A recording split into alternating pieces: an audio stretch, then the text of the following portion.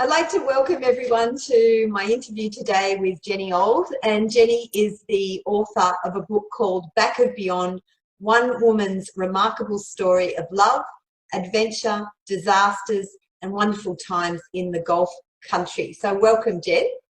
Thank you, Jen. Thank you for having me. Can you start by telling us a bit about yourself?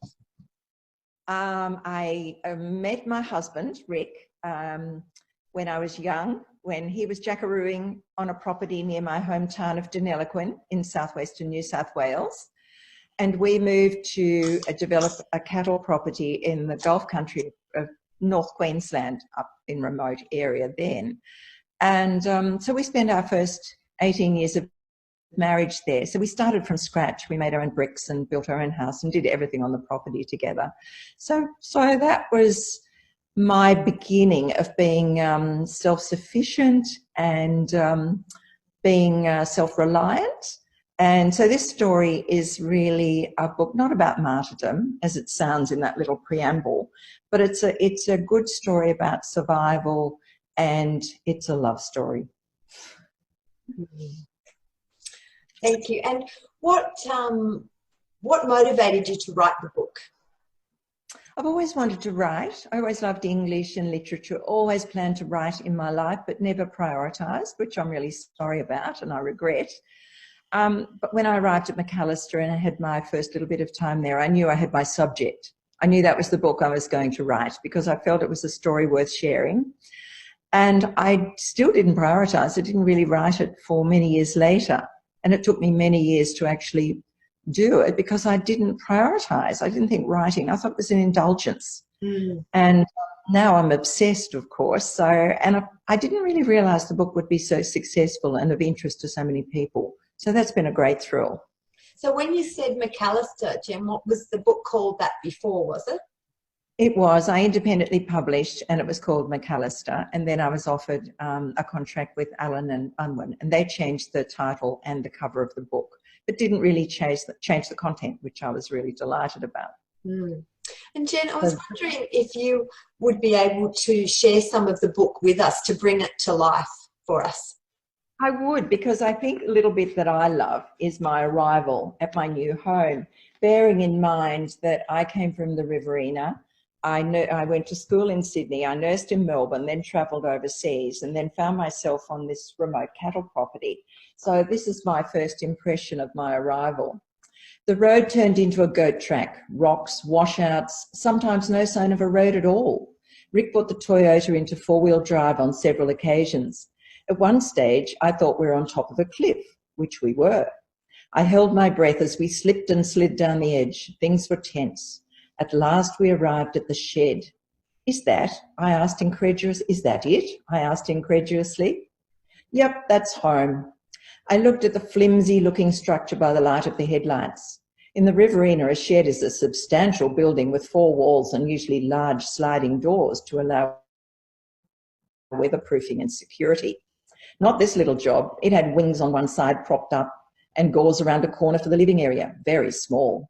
It was pitch dark as Rick drove over to the generator to give us some light. I stood in the doorway of the shed waiting for his return. The generator was not cooperating, so Rick gave up.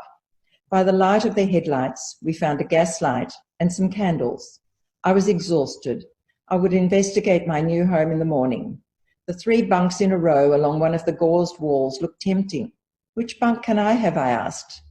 That one on the end. I collapsed onto it and I was asleep in minutes. That was in the beginning. Not for the faint-hearted. No, such a change for me. Wow. It was love, true love.